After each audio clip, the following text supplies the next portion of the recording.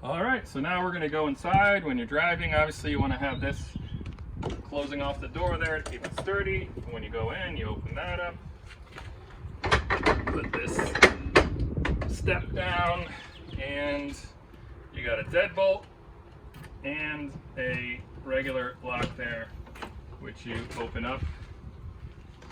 We'll even include our nice pad there for putting in front, kind of what my wife made sure, kind of goes with the overall look. And then when you come inside, you can turn on the lights here. Yep. You need to come in. So here is the switches for controlling the awning in and out.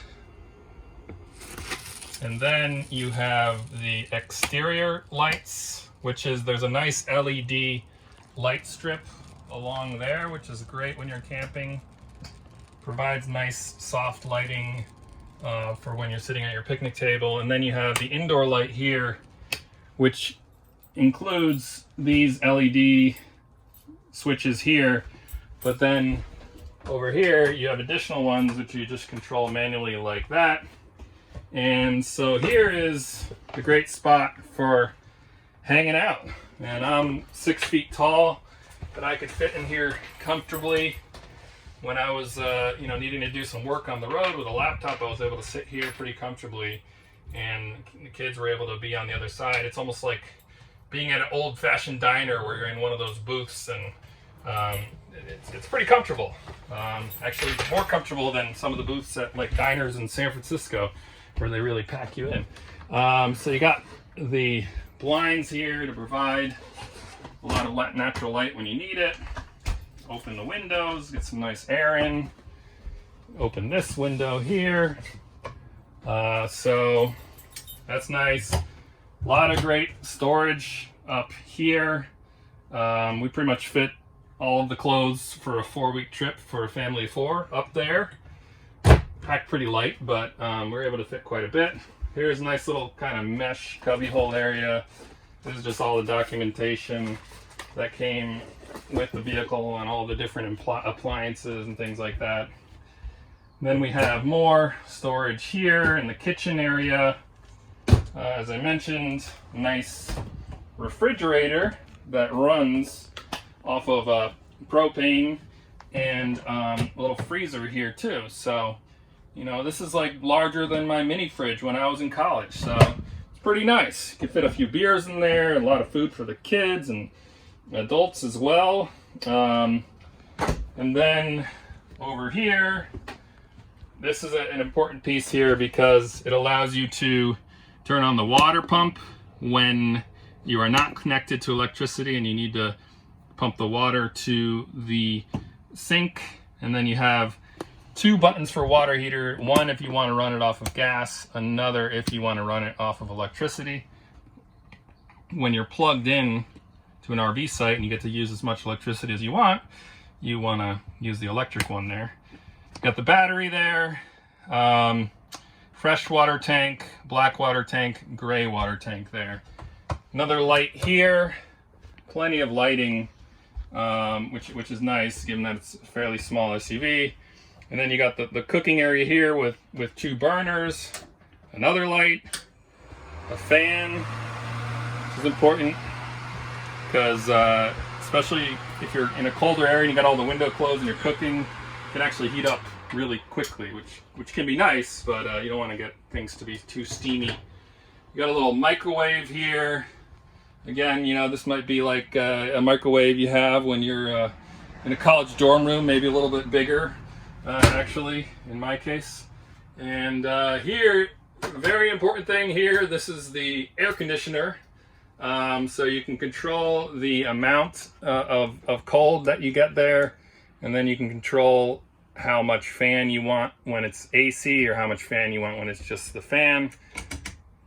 Not running now because we're not connected to the power in our home. And then you have the heater here. The heater can actually run when you're not connected to the grid, which is nice if you're doing some more backcountry camping in the mountains and it starts to get cold. So AC unfortunately won't run unless you're connected to the grid, but the heater will because it's propane powered and you just need enough battery power to basically light the pilot light. So you can see here, you can turn on the heater in that manner and the heat comes out down here. But you know, it's a fairly small space, and with a few people in it, it heats up really quickly from our experience. Here's the audio, which is great. So you have zone 2 for outside, as I mentioned, in the awning there, and zone 1 you can just have it outside, inside, or just have it outside. Connect to Bluetooth mostly, although AM, aux, and other things as well. You can also plug into the USB there. Some nice kind of additional storage here. We've got an RV broom there that collapses down, included in the purchase, with a nice dustpan. And this is really nice, little cubby hole. I guess you can see we still got one of our random quarters that you need for laundry at some RV parks still in there in the cubby hole.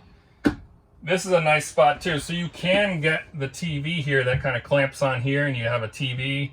Probably most you could fit is maybe a 32-inch absolute max, but then you got the cable outlet there, regular power here. But you know, we use like iPads and just streaming stuff, so this area here was actually nice to have without a TV in the way, because you can just put a whole bunch of stuff up here and charge your devices over there. So so now in terms of sleeping, you can sleep 4 people in this RV. It's an award-winning floor plan, how they're able to fit all of this in here, along with a full bathroom with a separate toilet and tub. So this converts where the legs come down, collapse from the table. You bring the table down to this level, and then you basically move these cushions in and put those cushions down. And it's about a full-size bed there. Again, I'm about 6 feet tall, and I can fit into this bed as well as the bunk beds over here. The bunk beds are a bit of a snug fit. They're probably more meant for kids, but I actually slept down here on the bottom most of the time. My wife was on the kind of kitchen table converted bed there with the 3-year-old, and our 8-year-old slept up here. So each of these has light on the top there, light on the bottom there. This one has some additional plugs and some nice light and a window there to have some nice ventilation. Let's see here. We got the storage under the sink with the hot and cold water lines there.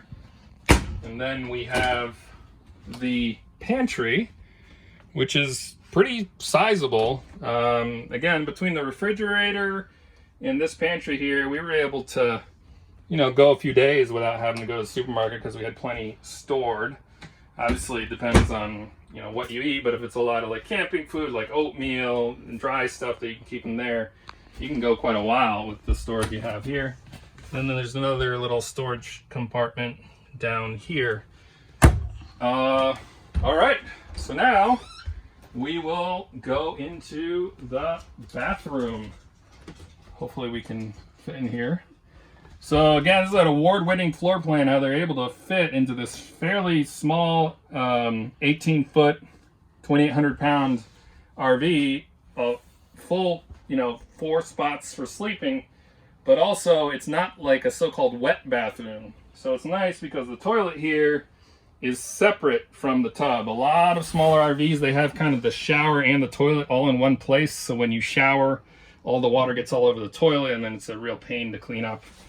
When we're not connected at a site, we keep our water hose here just because it might have a little extra water and we don't want to get things wet.